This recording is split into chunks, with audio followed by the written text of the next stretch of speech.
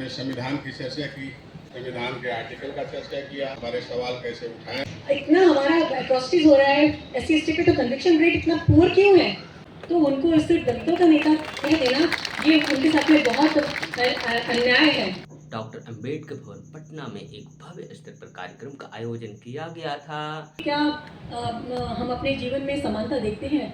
आप लोगों के बीच एक नया अपडेट के साथ मौजूद हूँ।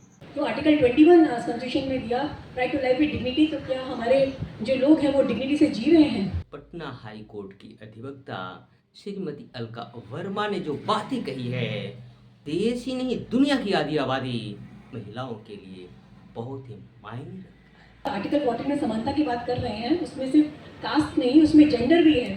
तो आप जेंडर के आधार पर भेदभाव नहीं कर सकते। क्या यह जेंडर समानता है? अगर ये है तो उच्च शिक्षण संस्थानों में यूनिवर्सिटी बिल 2026 क्यों लाना पड़ा? विक्टिम्स कहते हैं कि मैडम हम बोलते कुछ और है, वो लिखते कुछ और है, क्योंकि वो अनपढ़ है तो वो समझ नहीं पाते कि लिखा क्या है। गांव के लोगों को SC/ST FIR दर्ज करने के तरीके बताएं। इतना सुसाइड रेट, इतना ज़्यादा सुसाइड कर रहे हैं, ऐसे क्यों कर रहे हैं? FIR दर्ज के वक्त ही ऑडियो और वीडियो क्लिप अवश्य बनाएं। हमारी जितनी रिकॉर्डिंग्स होती है, FIR होता है, तो स्टेटमेंट्स लेते हैं, वो ऑडियो विजुअल रिकॉर्डिंग होना चाहिए। एविडेंस के अभाव में लगभग सारे के सारे SC/ST के FIR होते हैं, वे निराधार साबित कर दिए जाते हैं। अगर हमको न्याय चाहिए तो जगह जगह एकदम जड़ से हमको जागरूक होना पड़ेगा।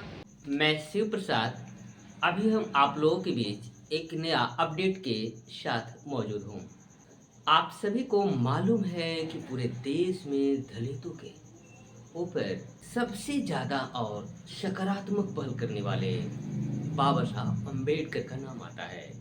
इनकी 135वीं जयंती के अवसर पर डॉक्टर अंबेडकर भवन पटना में एक भव्य स्तर पर कार्यक्रम का आयोजन किया गया था, जिसका मुख्य अतिथि एवं उद्घाटनकर्ता लेफ्टिनेंट जनरल सैयद अता हसनैन, माननीय बिहार के राज्यपाल मौजूद थे।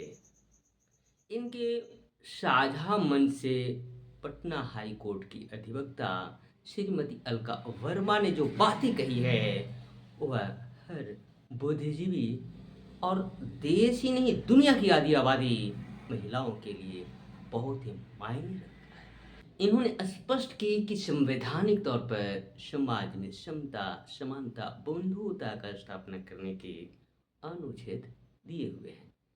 ये अनुच्छेद केवल जाति समानता के परिप्रेक्ष्य में नहीं है, बल्कि देश और दुनिया की आधी आबादी महिलाओं के बीच जेंडर इक्वलिटी के लिए भी मायने रखता है। क्या यह जेंडर समानता है? अगर ये है तो पूरे विश्वविद्यालय, खास करके उच्च शिक्षण संस्थानों में यूनिवर्सिटी बिल 2026 क्यों लाना पड़ा? इन्होंने पटना हाई कोर्ट में SC/ST एक्ट पर बहस के आधार पर हारे जाने के कारण इन्होंने दुख व्यक्त की और इन्होंने मौजूद तमाम लोगों को निर्देश दिए कि आप लोग गांव में जाएं, गांव के लोगों को SC/ST FIR दर्ज करने के तरीके बताएं। साथ ही साथ इन्होंने यह भी स्पष्ट किया कि जब भी SC/ST एक्ट के अंतर्गत FIR दर्ज होती है तो उसके FIR दर्ज के वक्त ही ऑडियो और वीडियो क्लिप अवश्य बनाएं। एविडेंस के अभाव में ज़्यादातर लगभग सारे के सारे SC/ST के जो FIR होते हैं, वे निराधार साबित कर दिए जाते हैं। आज इतने सारे तादाद में लोगों को देख के आज मन बहुत ही खुश है। हम हर साल बाबा साहब की जयंती मनाते हैं एंड हम उस दिन याद करते हैं कि बाबा साहब का हमारे वंचित समाज और हमारे पूरे देश के प्रति क्या क्या कंट्रीब्यूशन हुआ है। लेकिन हम उसके बाद में हम वही पूर्ण विराम लगा देते हैं। हम ये अभी मुझे लगता है कि इस बार जयंती में मैं ये कहना चाहूँगी कि हमें ये तय करना है कि हम किस तरीके से जो उन्होंने हमको अधिकार दिलाए उसको हम लेटर एंड स्पिरिट में किस तरह से क्रियान्वयन करें। बाबा साहब भीमराव अम्बेडकर ने हमें कॉन्स्टिट्यूशन का निर्माता है, संविधान निर्माण किया। आर्टिकल 14, 16, 15, आर्टिकल 19, 21 जीने का अधिकार, आर्टिकल 14 समानता का अधिकार, सब कुछ दिया। परंतु फिर भी क्या हम अपने जीवन में समानता देखते हैं, क्या आज फिर भी उन्होंने हमको जो आर्टिकल 21 कॉन्स्टिट्यूशन में दिया, right to life with dignity, तो क्या हमारे जो लोग हैं वो डिग्निटी से जी रहे हैं? जब भी हम बाबा साहब की बात करते हैं तो आमतौर पर लोग बोलते हैं अरे ये तो दलितों की बात है, दलितों के नेता थे, दलितों की बात करते थे, परंतु क्या ये सच है? हमारी आधी आबादी महिलाओं की है।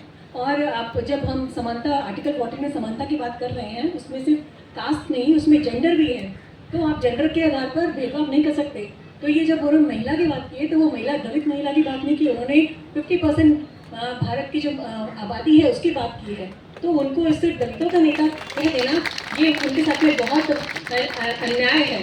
आप किसी गली में गाड़ी चलाते हैं, किसी हाईवे में चलाते हैं, तो आप ये गली वाला रास्ता अख्तियार ना करके वो हाईवे वाला लीजिए, आप उनको व्यापक रूप से उनका एवेल्यूएशन कीजिए। सो जब हमको समानता का अधिकार दे दिया उन्होंने, और डिग्निटी के भी की बात भी आर्टिकल 21 में हमारे संविधान में है, तो क्यों ऐसा है कि आज हमारे जो बच्चे हैं जो उच्चतर संस्थान में जा रहे हैं, IIT और IIM में हैं, वो इतना सुसाइड रेट इतना ज़्यादा सुसाइड कर रहे हैं? ऐसे क्यों कर रहे हैं? जब बाबा साहब अपने समय में उन्होंने इतना संघर्ष किया और संघर्ष करके उन्होंने वो इस मुकाम पे आए कि वो कॉन्स्टिट्यूशन बना सकते हैं, और उन्होंने ये बताया कि संघर्ष करके हम ऐसा कर सकते हैं कि इतिहास में हमारा नाम दर्ज हो जाए। तो आज की स्थिति में जब हमारे पास में अधिकार है तो हम संघर्ष से पीछे क्यों भागे? क्यों ऐसी ज़रूरत पड़ गई कि हमको UGC का नियम रेगुलेशन लाने की ज़रूरत है? क्योंकि हम देखते हैं कि संस्थागत डिस्क्रिमिनेशन हो रहा है। तो हमारे जो अधिकार हमको जो कॉन्स्टिट्यूशन में दिया गया है, उसको लेटर एंड स्पिरिट में हम उसको कैसे लेके आए, उसके लिए हमको संघर्ष करना पड़ेगा। तो बाबा साहब का जो मेन बात, जो उनका एक जो उन्होंने जब हम लोगों को बताया था कि एजुकेट, शिक्षित होइए, संगठित होइए और संघर्ष कीजिए, तो अभी उन्होंने संघर्ष करके वो अपने इतिहास में नाम दर्ज करा, हमारे लिए संविधान बनाया।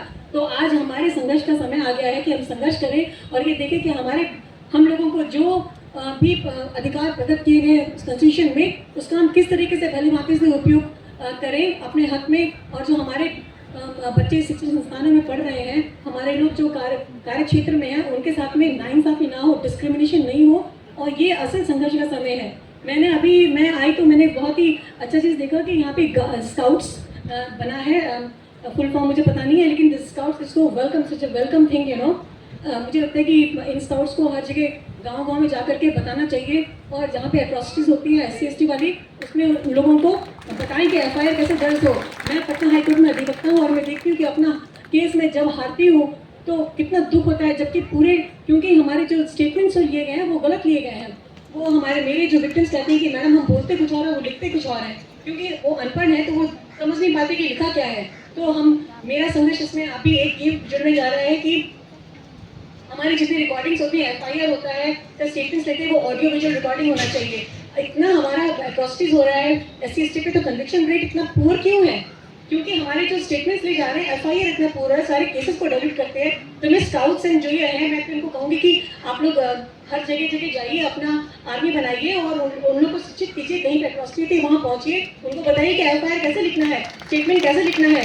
अगर हमको न्याय चाहिए तो जगह एकदम जड़ से हमको जागरूक होना पड़ेगा। तो बाबा साहब ने हमको जो दिया संविधान बना करके अधिकार, उसको क्रियान्वयन करने के लिए हमको एक नए सिरे से संघर्ष करने की ज़रूरत है। और इसी बात से मैं अभी अपने बात को विराम देती हूँ। जय भीम। धन्यवाद मैडम, आपने संविधान की चर्चा की, संविधान के आर्टिकल का चर्चा किया, हमारे सवाल कैसे उठाए।